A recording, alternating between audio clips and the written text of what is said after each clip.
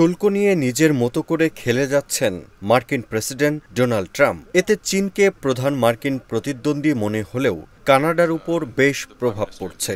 এমনকি কানাডাকে অঙ্গরাজ্য করার প্রস্তাব করে আসছেন ট্রাম্প। এ নিয়ে একের পর এক প্রস্তাব দিয়ে আসছেন এই নেতা। এবার যুদ্ধবিমান কেনার চুক্তি বাতিল করে কানাডা কি আমেরিকাকে শিক্ষা দেবে? এই ঈদে জামা জুতো অ্যাক্সেসরিজের ডিসকাউন্ট। ব্রিটিশ সংবাদ মাধ্যম টেলিগ্রাফ বলছে, আমেরিকার কাছ থেকে ৮৮টি F-35 যুদ্ধবিমান কেনার চুক্তি করেছিল কানাডা।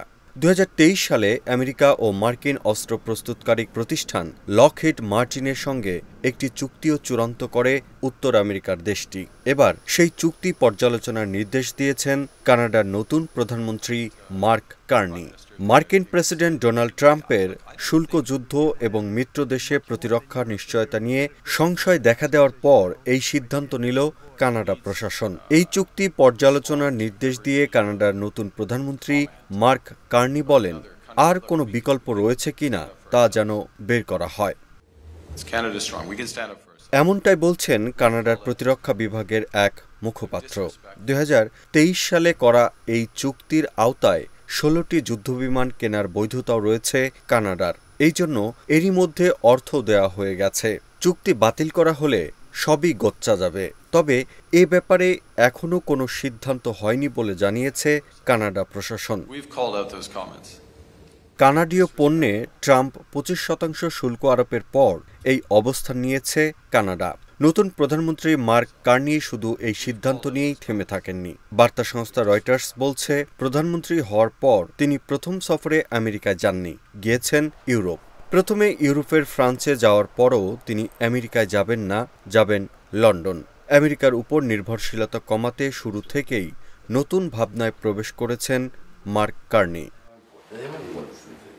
ব্রিটিশ সংবাদ মাধ্যম ইন্ডিপেন্ডেন্ট বলছে, ৮৮টি F-35 যুদ্ধবিমান কেনার চুক্তিতে ব্যয় হওয়ার কথা $১,৩০০ কোটি মার্কিন ডলার। এই চুক্তি পুরোপুরি বাস্তবায়িত হলে তাদের খরচ পড়বে $৫,০০০ কোটি মার্কিন ডলার। রয়্যাল কানাডীয় এয়ারফোর্স গত ৩০ বছরে এত বিশাল আকারের কোনো বিনিয়োগ করেনি। ট্রাম্পের শুল্ক আরোপের কারণেই কানাডা এ অবস্থান নিয়েছে এমন বলা যাচ্ছে না। ব্রিটিশ সংবাদ মাধ্যম টেলিগ্রাফের এক প্রতিবেদনে বলা হয়, মার্কিন F-35 যুদ্ধবিমান নিয়ে গত সপ্তাহে উদ্বেগ প্রকাশ করে জার্মান কর্তৃপক্ষ। তারা কিল সুইচের কথা উল্লেখ করছে। কিল সুইচ হচ্ছে এমন একটি মেকানিজম যার মাধ্যমে কোনো সমরাস্ত্র জরুরি ভিত্তিতে বন্ধ করা যায়। এতে ওই অস্ত্রের কোনো ক্ষতি হয় না। জার্মানি বলছে, এর মাধ্যমে সমরাস্ত্র যে কোনো সময় বন্ধ করে দেওয়া যেতে পারে। যন্ত্রে থাকা বন্ধ করার অপশন ব্যবহার করতে হয় না। এই ইস্যুতে সংশয় প্রকাশ করেছে পর্তুগালও।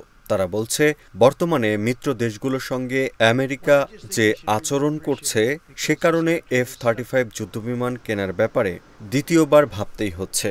পর্তুগালের প্রতিরক্ষামন্ত্রী নুনো মেলো গত বৃহস্পতিবার এ নিয়ে উদ্বেগও জানান। তিনি বলেন, আকাশযান ব্যবহারের ক্ষেত্রে সীমাবদ্ধতা আরোপ করতে পারে আমেরিকা, কেননা এসব যান তাদের নিজেদের মতো করে বানানো। এই জন্য বিকল্প নিয়ে ভাবছে পর্তুগাল। এই কিল সুইচ নিয়ে সম্প্রতি এমন আরও গুজব ছড়াচ্ছে। আর এসব গুজব শুধু যে আড়াল হচ্ছে এমন নয়। ইউরোপের বেশ কয়েকটি দেশ যুদ্ধবিমান কেনার চুক্তি নিয়ে নতুন করে ভাবছে। ইউক্রেনে আমেরিকার পাঠানো F-35 যুদ্ধবিমান হুট করেই যুদ্ধক্ষেত্রে বন্ধ হয়ে যায়। গত সপ্তাহে এ ধরনের সংবাদ বিভিন্ন মাধ্যমে প্রকাশ হওয়ার পর থেকে এ তথ্য ছড়িয়ে পড়েছে যে F-35 যুদ্ধবিমান যে কোনো সময় অকেজো করে দেওয়ার মেকানিজম রয়েছে আমেরিকার হাতে। তবে এমন আশঙ্কা উড়িয়ে দিয়েছেন জার্মান অস্ত্র উৎপাদনকারী প্রতিষ্ঠান হেনসল্ডের কমিউনিকেশনস বিভাগের প্রধান জোয়াচিম স্ক্যানজোফার। তিনি জার্মান সংবাদ মাধ্যম বিল্ডকে বলেন, এই কিল সুইচ নিয়ে যে তথ্য ছড়াচ্ছে তা গুজব ছাড়া কিছুই নয়। কিল সুইচ হোক, শুল্ক হোক কিংবা আমেরিকার হুমকি, কোনো না কোনো কারণে কানাডা এবার নিজেদের মতো ভাবতে শুরু করেছে।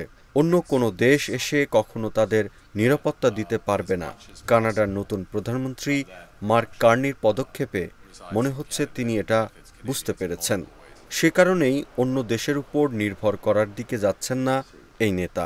সামনে আর কি পদক্ষেপ নিতে পারেন তিনি, আর কি প্রতিক্রিয়া দেখাতে পারেন ট্রাম্প, সেটিই এখন দেখার বিষয়।